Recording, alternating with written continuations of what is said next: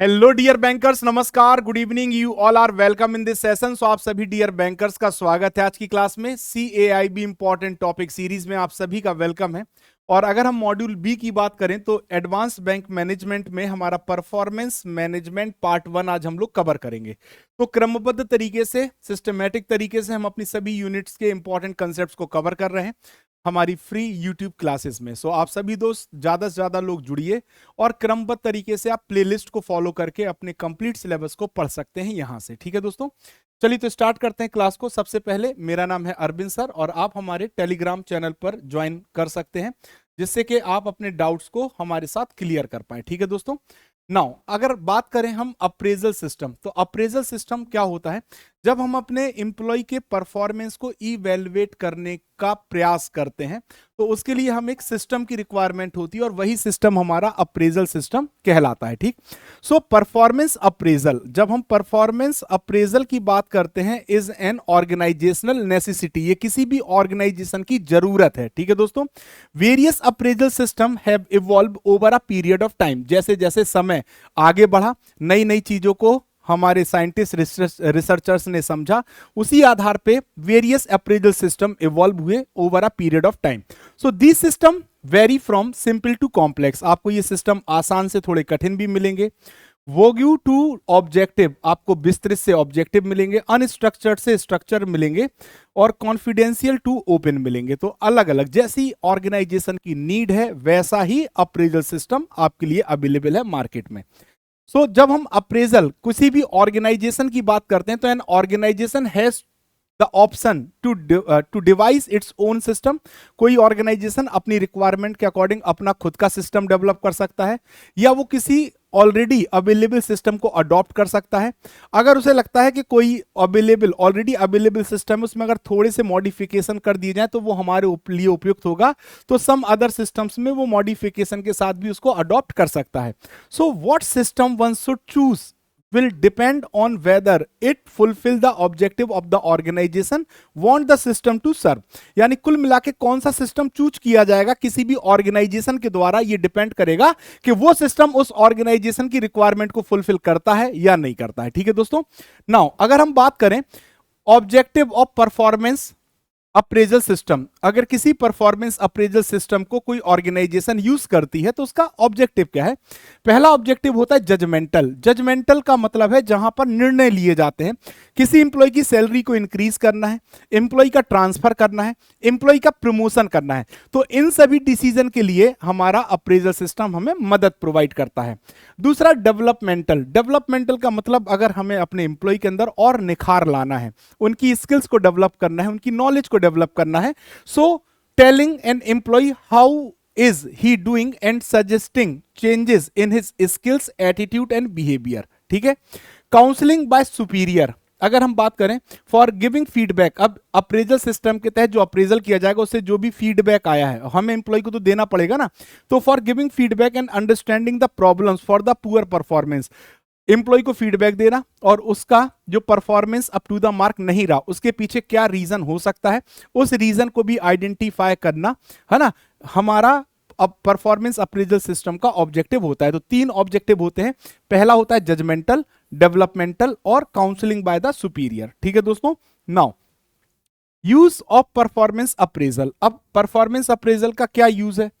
So it rate all employee in unified manner by using the same rating scale and thus making them comparable on a common footing. तो किसी भी organisation में काम करने वाले जो भी एम्प्लॉयज होते हैं, जो भी हमारे एम्प्लॉयज ऑर्गेनाइजेशन में क्या कर रहे हैं, काम कर रहे हैं, अगर हमें इनके परफॉर्मेंस को अप्रेस करना है तो इन सभी के परफॉर्मेंस को यूनिफाइड मैनर में यानी एक जैसे कॉमन रेटिंग स्केल पे, है ना, जब हम कंपेयर करते हैं तो हम परफॉर्मेंस अप्रेजल का यूज करते हैं। It provide information which could be critical while deciding on promotion, पे increase, transfer, training etcetera.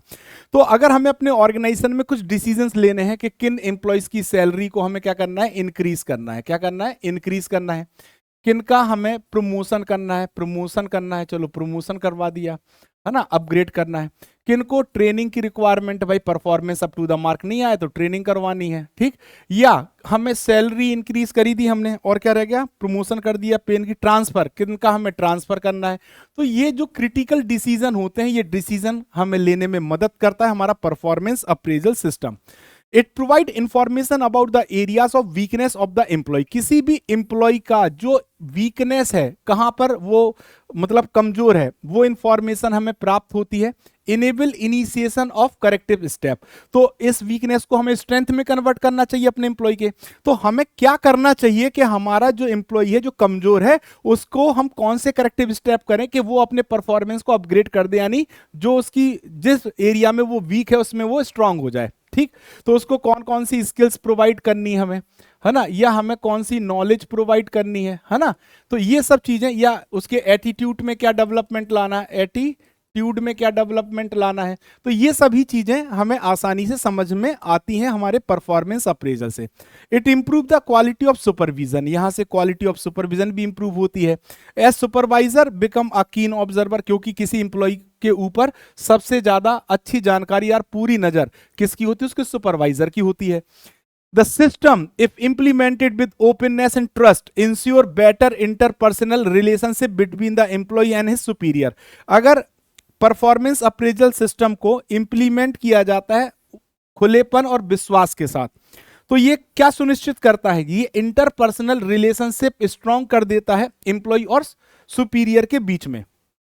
Performance appraisal process की अगर हम बात करें तो there are following steps in evaluation process. जब हम परफॉर्मेंस को इवैल्यूएट करते हैं तो कुछ प्रोसेस यूज किए जाते हैं। पहला स्टेप क्या है, the process begins with the organisation setting the performance standard in advance. तो परफॉर्मेंस अप्रेजल सिस्टम किसी फुटिंग पे तो नापेगा ना आपके परफॉर्मेंस को, तो जो फुटिंग होती है वो that is called the standard. क्या होते हैं वो, स्टैंडर्ड्स होते हैं। क्या होते हैं दोस्तों, परफॉर्मेंस स्टैंडर्ड्स होते हैं जिन्हें एडवांस में सेट किया जाता है, ठीक है, ऑर्गेनाइजेशन के द्वारा। These standards should be clear, realistic and measurable. पहली बात तो सभी इंप्लॉय को क्लियर होना चाहिए कि कैसा स्टैंडर्ड है। ऐसा स्टैंडर्ड होना चाहिए जिसे रियलिस्टिक, यानी काल्पनिक ना हो कि हम 5 करोड़ का टारगेट दे दिया 50 लाख हो नहीं रहा, तो रियलिस्टिक होना चाहिए और मेजरेबल होना चाहिए जिसे वो इंप्लॉय अचीव कर सके। It is advisable to involve the line manager in exercising as they understand the nonsense and nitty gritty of the job। तो जब भी ये स्टैंडर्ड सेट किए जा रहे होते हैं तो वहां पे लाइन मैनेजर्स का रहना जरूरी है, क्योंकि उस जॉब की बारीकियों की जानकारी लाइन मैनेजर को होती है। The performance standard then are required to be communicate to the employee। अब जो परफॉर्मेंस स्टैंडर्ड सेट किए गए हैं ऑर्गेनाइजेशन के द्वारा परफॉर्मेंस अप्रेजल सिस्टम के लिए, वो एम्प्लॉइज को भी पता होना चाहिए, तो उसको कम्युनिकेट किया जाना चाहिए एम्प्लॉइज के साथ। The next stage is to measure the performance. अब जब सेट हो गया सब, अब हमें अपने एम्प्लॉय का जो परफॉर्मेंस उसे मेजर करना है, तो कैसे करेंगे, it can done through the data available with department, personal observation and feedback from appraisal. तो अब ये जो परफॉर्मेंस हम क्या करेंगे, ऑब्जर्व करेंगे। जो परफॉर्मेंस हम ऑब्जर्व करेंगे वो किस आधार पे करेंगे, जो भी डेटा अवेलेबल है डिपार्टमेंट्स के पास, फीडबैक अवेलेबल है ना, या ऑब्जर्वेशंस, इनके आधार पे हम अप्रेजल करेंगे। Performance level of the employee is then compared with the benchmark standards. अब परफॉर्मेंस लेवल को कंपेयर किया जाएगा जो स्टैंडर्ड सेट किए गए थे बेंचमार्क के साथ, ठीक है। So deviation are discussed and reason for deviation are noted. तो अगर मान लीजिए जैसे कोई परफॉर्मेंस स्टैंडर्ड है और हमने ये रखा है कि हमें ये 5 फैक्टर पे 1 2 3 4 और ये 5 फैक्टर पे हमें मिनिमम 6 मार्क्स चाहिए अपने एम्प्लॉइज के स्कोर में। अब किसी का अगर मान लीजिए स्कोर 5 आया, 4 आया, 3 आया, तो ये डेविएशन है, यानी हमारा जो स्टैंडर्ड सेट था उससे नीचे रहा। कितना नीचे रहा, that is called deviation.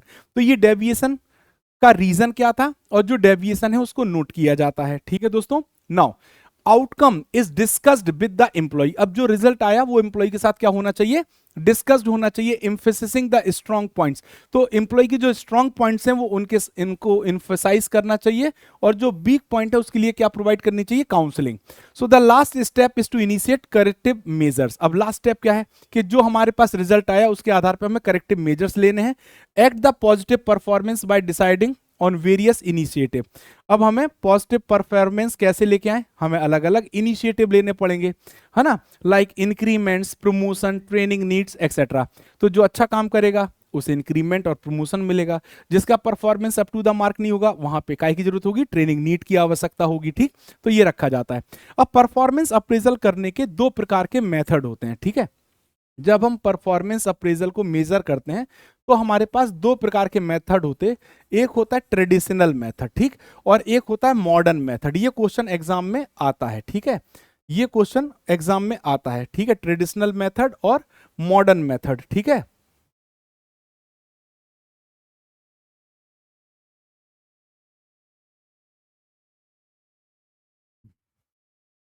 Traditional method और मॉडर्न मेथड। ठीक, तो अब हमें यह पता होना चाहिए, हमें यह पता होना चाहिए कौन सा मेथड हमारा ट्रेडिशनल है, कौन सा मॉडर्न है। तो सबसे पहले हम डिस्कस करेंगे ट्रेडिशनल मेथड्स को। प्री फॉर्म ऐसे मेथड पुराना मेथड है, स्ट्रेट रैंकिंग मेथड पुराना मेथड है, comparison method, grading method, graphic और linear rating scale, force choice description method, force distribution method, group appraisal method, ये सभी मेथड हमारे ट्रेडिशनल मेथड हैं। मॉडर्न मेथड की बात करें तो ये क्वेश्चन पूछता है इनमें से कौन सा मॉडर्न मेथड है, तो ये 5-6 इनको याद कर लीजिए। Assessment centre workshop, management by objective, human assets accounting method, behaviourally anchored rating scale और 360 degree appraisal method, all these are the modern method. ठीक है दोस्तों, तो ये हमारी आज की क्लास थी।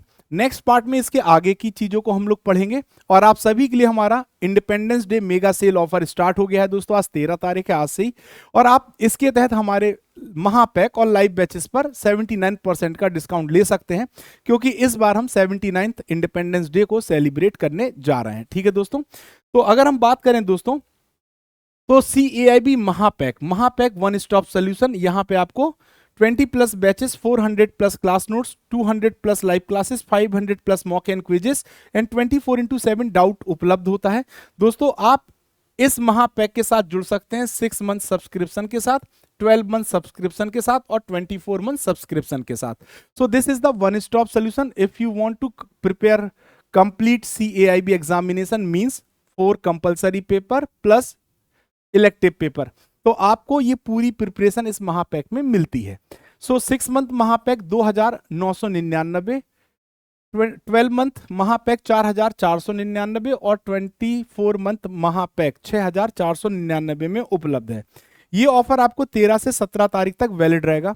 CAIB फाउंडेशन 2.0 बैच भी हमारा 2,299 रुपए में उपलब्ध है, और आप इस बैच के साथ जुड़ सकते हैं। साथ ही साथ अगर CAIB फाउंडेशन बैच की बात करें तो ये भी आप 2,299 में जुड़ सकते हैं इस बैच के साथ। नाउ अगर हम बात करें आपका कोई इंडिविजुअल पेपर, जैसे paper 1 ABM advance bank management रह गया है, या पेपर 2 BFM आपका सेकंड पेपर रह गया है, या फिर आपका ABFM रह गया है, या BRBL, अगर आपका कोई भी इंडिविजुअल पेपर रह गया है तो आप इंडिविजुअल फाउंडेशन कोर्स के साथ भी सब्सक्राइब करके अपने कंसेप्ट्स को स्ट्रॉन्ग कर सकते हैं, कंप्लीट सिलेबस को कवर कर सकते हैं मात्र 699 रुपए में। ठीक है दोस्तों, साथ ही साथ आपके लिए हमारे इलेक्टिव पेपर के वीडियो कोर्सेज उपलब्ध हैं। सेंट्रल बैंकिंग का कोर्स 699, ह्यूमन रिसोर्स मैनेजमेंट का कोर्स 699 में आप सब्सक्राइब कर सकते हैं, रिस्क मैनेजमेंट 699 और रूरल बैंकिंग का कोर्स भी 699 में सब्सक्राइब कर सकते हैं। तो दोस्तों ये थी हमारी क्लास, और अगर आपके पास कोई डाउट है तो आप हमारे टेलीग्राम पे जुड़ के आप अपने डाउट हमसे क्लियर कर सकते हैं। तो आज की क्लास में बस इतना ही दोस्तों, thank you very much. I hope आप सभी को क्लास समझ में आई होगी। Thank you all.